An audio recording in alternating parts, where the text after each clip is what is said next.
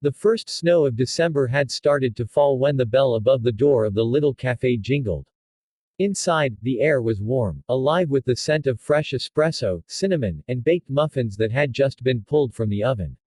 The locals called it Gracie's Place, a cozy coffee shop tucked away from the main street of the town. Its charm wasn't in its furniture or decor, those were worn and mismatched, but in the way it made people feel safe, as if for a moment, life's storms couldn't touch them. That morning, most customers were bundled in scarves and coats, clutching steaming mugs while chatting softly. No one noticed the woman who walked in. She wasn't from here. Her tailored wool coat and spotless leather gloves gave her away instantly, but she carried herself with an intentional ease, as though hoping she might blend in. Her name was Isabel Carter, though few ever used it. To the world, she was simply Ms. Carter, the billionaire CEO who had built a global tech empire. Articles painted her as ruthless, headlines lauded her as visionary, and critics whispered that she had no heart. She had learned long ago to stay quiet, let the world think what it wanted, and wear her strength like a crown. But crowns are heavy. And this morning, she felt every ounce of its weight pressing down on her shoulders. She walked to the counter, her heels clicking softly against the worn wooden floor. The man behind the counter greeted her with a tired smile. "Morning. What can I get for you?" His voice was gentle, touched with that kind of warmth that didn't feel rehearsed. Isabel glanced at the menu, though she already knew what she wanted. Large black coffee. No sugar. The barista, his name tag read Jake, nodded. "Coming right up." Jake's hands moved quickly, pouring the coffee with practiced efficiency. But his eyes told a different story. They carried shadows, the kind you get from too many sleepless nights and too many burdens carried alone. His apron was wrinkled, his hair slightly unkempt, yet there was something in the way he handled even the smallest task that suggested care, as if he knew the difference a hot cup of coffee could make to someone's day. He slid the steaming cup toward her. "That'll be $2.50. Isabel reached into her bag and pulled out a sleek black card.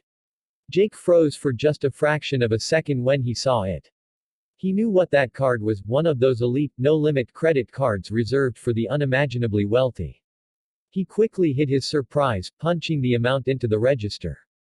She clearly didn't want attention. As their hands brushed briefly during the exchange, Jake noticed something unexpected. Her eyes. They were sharp, yes, but beneath the steel was exhaustion, even loneliness. He knew that look. He wore it himself every day. Isabel turned to leave, cradling her coffee, already disappearing back into her carefully constructed solitude. But something tugged at Jake. Maybe it was instinct, or maybe it was the fact that he recognized a silent battle in her that mirrored his own. He grabbed a napkin and a pen from under the counter. His handwriting was messy, uneven, but the words came quickly. "You don't have to carry it all alone. Sometimes strength is letting someone else help. Whoever you are, I hope you remember that." He folded the napkin, slipped it beneath the cardboard sleeve of her cup, and handed it back just before she walked out. In her car, Isabel settled into the leather seat, grateful for the heated interior against the cold. She took her first sip of the coffee, savoring its bitterness, when her fingers brushed against the folded napkin. Curious, she pulled it free and opened it. The words hit her like a sudden gust of wind, stealing her breath. For a moment, the world outside her car windows blurred. She read it again. And again. No one wrote to her like this. Her world was built on contracts, negotiations, press releases, and financial statements. The people who spoke to her either wanted something or feared disappointing her. But this was raw. Honest. From a stranger who had seen her, really seen her, in a way that felt uncomfortably intimate. She pressed the napkin to her chest and let out a shaky breath. Her father's voice echoed in her memory, from decades ago, "Don't ever show weakness, Isabel. The world will eat you alive if you do." She had lived by that creed, building walls so high that even she could no longer climb out. But this note, it cracked something in her. The next day, Isabel found herself standing outside Gracie's place again. She told herself it was for the coffee, but deep down, she knew better. Jake was there, as always, dark circles under his eyes but with a quiet steadiness in his demeanor. She stepped up to the counter. "Large black coffee." And, she hesitated, "Whatever you're drinking." Jake looked puzzled but nodded, preparing 2 cups. When he tried to hand her the second, she pushed it back toward him. One for you. He blinked. You don't have to. I want to. Her voice was softer this time. Yesterday, your note. It meant more than you know. Jake shifted uncomfortably, caught off guard by her sincerity. I just wrote what I needed to hear myself, he admitted quietly. Something in his tone made her curious. You, too. He gave a half smile, the kind that carried both pride and pain. Yeah. I'm a single dad. My daughter's 6. She's the best thing in my world, but she's got health problems. Medical bills are a lot. I work 2 jobs, sometimes 3, to keep us afloat. Some days it feels like I'm holding everything together with duct tape. So, yeah, I needed that reminder just as much as you did. Isabel's throat tightened. She had everything the world could offer, yet she had never known the kind of sacrifice this man lived daily.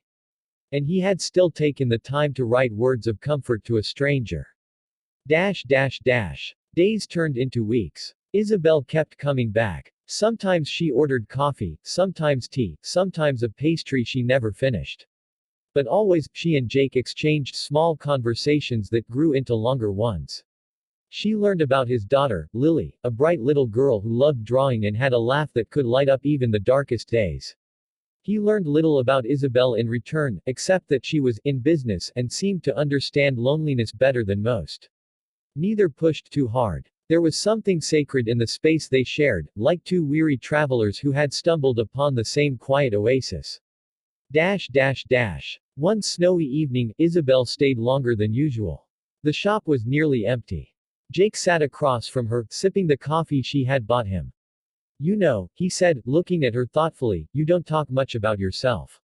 She smirked. Maybe I like being a mystery. Or maybe you're afraid that if someone really knew you, they'd see the cracks. His words were gentle, not accusing. Her eyes flickered. For a moment, her carefully built facade faltered.